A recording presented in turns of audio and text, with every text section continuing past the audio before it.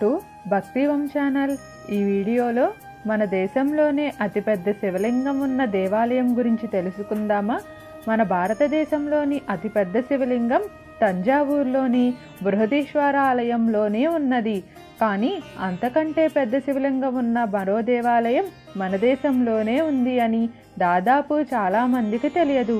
ఎన్నో వందల సంవత్సరాల క్రితం నిర్మితమైన నేటికి పరిశోధకులకు సవాల్ విసురుతున్న అరుదైన విశేషాలు ఉన్న విశిష్ట దేవాలయమే భోజేశ్వర దేవాలయం అని పండితులు చెబుతున్నారు.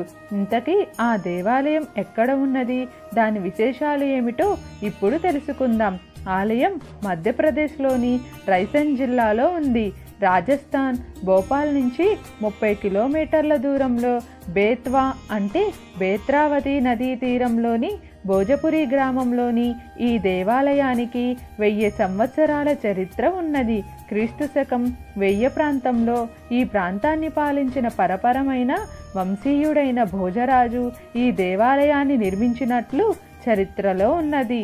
ఈ దేవాలయంలోని శివలింగం దేశంలోని అత్యంత ఎత్తైన శివలింగంగా గుర్తింపు పొందినది.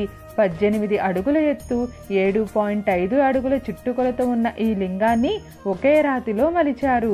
ఈ దేవాలయాన్ని 16 అడుగుల పొడవు, 77 అడుగుల వెడల్పు, 17 అడుగుల ఎత్తున పీఠం మీద నిర్మించారు. స్థల పురాణ ప్రకారం వనవాస సమయంలో ఒక చోటు నుంచి మరొక చోటికి ప్రయాణించే క్రమంలో ఇక్కడికి రాగానే పాండవుల తల్లి అయిన కుంతీదేవి పరమేశ్వరుడిని ఆరాధించేందుకు ఒక దేవాలయాన్ని నిర్మించాలని పాండవులను కోరినది.